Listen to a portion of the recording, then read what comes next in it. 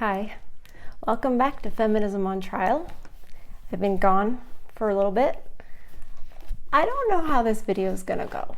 I needed a pep talk before I made it. I've been trying to make a video like every day, and I keep, saying it's okay, but I've had stage fright. Like, I have either everything to say or like I'm speechless. And just let me say, I know what I look like right now. There is no makeup. I don't even know if I brushed my hair today. Because for some reason, it just didn't feel right to put on a show or anything. It just felt right to be just as raw as I could be. It's been a tough month for me. I'm going to try to get through the video without breaking down. I talked to one of my male friends, one of my MGTOW friends, and I was telling him about my that I hadn't made a video, and that I wanted to, I needed to, and every day I'm like, I'm going to, and I just would freeze up and it wouldn't happen. And I can't even explain it. It doesn't make any sense. But what I will say is that I will echo one of the things he said when he was giving me this pep talk. He said, none of us wants to be here. He means the guys that watch my videos and understand because they've been through hell. You don't want to be there. It's not what you chose. You had dreams of a family, of, your children, all of it. You had all those dreams. And wherever you are now, because of feminism and how it's affected the court system and how it's affected the attitudes of women and their idea of independent, strong and independent, whatever, it's like we find ourselves in this place that none of us wanted to be here. And he said that, and I'm like, yeah. And I said, I feel wrong because I know that the men, including him, are going through way more than I am. And he was like, it's affected us all, this feminism, these broken relationships. And he's right. And I guess that was the pep talk I needed. Sort of almost permission to break down if I do. I said, I feel like I'm going to break down. And he said, well, break down. And I said, I don't feel like it's right for me to be like, oh, I've had such a hard month, when I know, like, the guys that might hear this are like, I haven't seen my kids in a year, or you know what I mean? They're so much worse. But it does affect us all. The lives that our grandparents had with their families, it's just not available to us. I'm Gen X. I'm like a young Gen Xer, 1977. But yeah, our grandparents, they had families and kids and grandkids. I should have grandkids by now. I don't. It was so easy for them. The simplest things. I bet they would have never thought. They would never have imagined what the landscape would look like just a couple more generations down the line. They just would have never thought about it, that it would look like this. So, what does my month look like? I don't want to give too much detail. I don't know how many people see my videos that know me personally.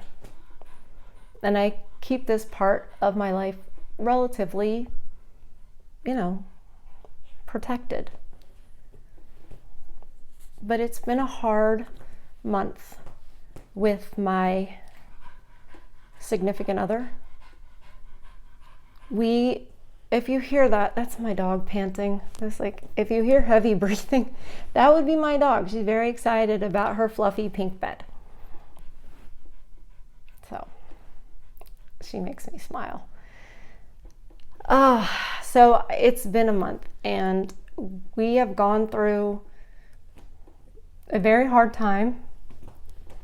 It's been probably one of the top 3 hardest times in my whole life.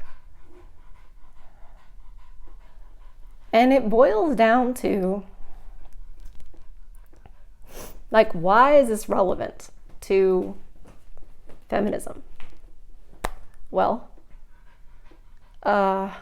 because we are all broken. You're gonna knock everything over, little Lola. Please don't. Sorry. Anyways,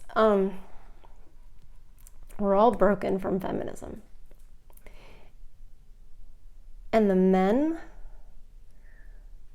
think about what it does to them when they've had their heart shattered, broken, thrown away, all the rest. Men have feelings, okay?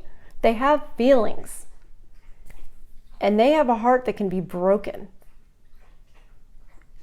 And when you fall in love with someone who has been absolutely torn apart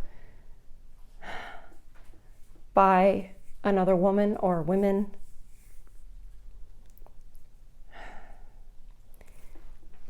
you deal with it too. We women, we deal with it too on this end. Now there's going to be a lot of moms who are going to deal with it with their sons. There's going to be sisters whose brothers go through this. Women are going to start to notice this because the men we love are broken. And do you know what? Hurt people hurt people. It's a cliche. It sounds like pop psychology, or it's an excuse, right? Oh, that's an excuse. You shouldn't, bring your stuff, your baggage, and let it affect other people. Okay, Miss Perfect, let's see how that works out for you. That's not life. It's just not. And it's been a month of finding out what love means, that love is unconditional,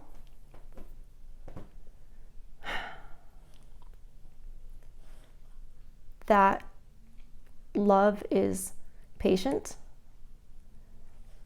and when you are patient and loving, truly, grace is a natural product of that. And it's automatic. You forgive automatically. But it doesn't mean it doesn't hurt. Doesn't mean it doesn't hurt. And so, I don't even know if this has been coherent. I'll probably just upload it. It is what it is.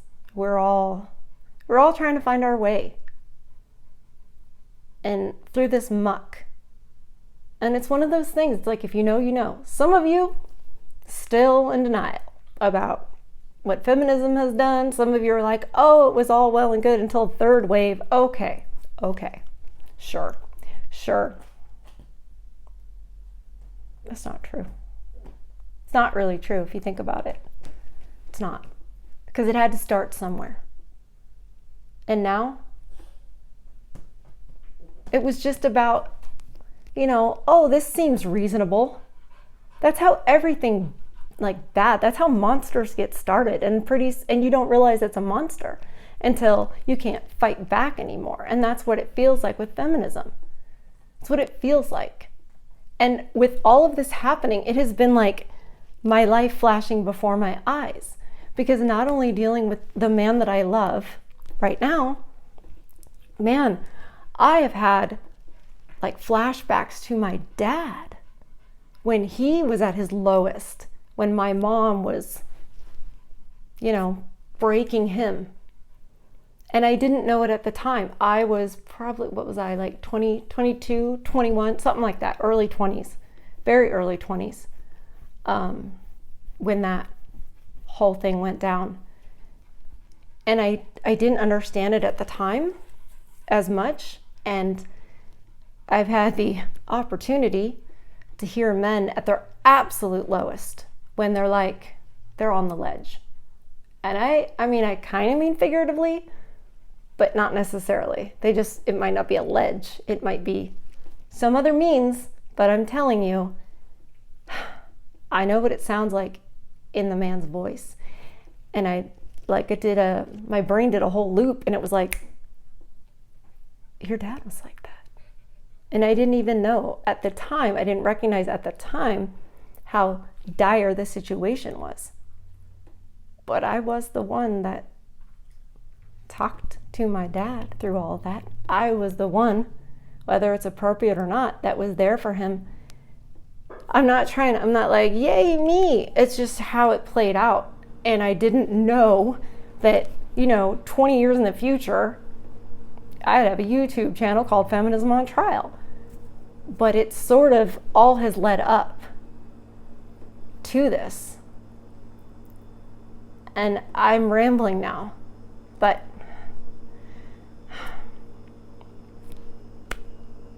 none of us wants to be here, but we are. Just to make sure there wasn't anything else that I wanted to make sure I said. I think we're good.